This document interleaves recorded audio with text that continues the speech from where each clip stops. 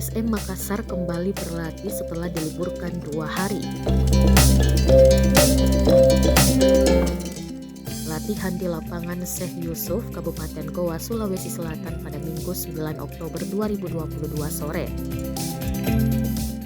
M. Arfan dan Ardiansyah jadi pemain pertama tiba sekitar pukul 15.07 waktu Indonesia Tengah, disusul Ananda Raihan, Everton, Nas Kimento, Erwin Kutawa, dan Rama Sananya. Sekitar pukul 16 waktu Indonesia Tengah, pelatih PSM Bernardo Tavares memulai sesi latihan. Penguatan otot dijalani pemain PSM di bawah arahan pelatih fisik PSM Paulo Duarte. Setelah itu, para pemain dilatih kelenturan dan akurasinya. Beberapa halang rintang harus dilalui pemain lalu menendang bola ke sebuah lingkaran. Kemudian Bernardo Tavares mematangkan strateginya. Para pemain menjalankan pola permainan dan aliran bola dari kiri ke kanan, serta ditutup dengan penyelesaian akhir. Latihan skema permainan ini dipadukan dengan kelenturan serta kelincahan. Selanjutnya, skuad PSM dibagi 4 untuk jalani game internal beberapa menit.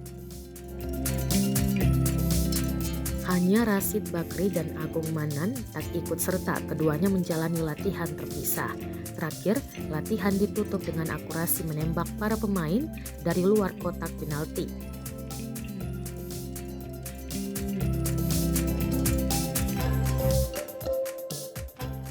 Latihan selesai sekitar pukul 17.55 waktu Indonesia Tengah.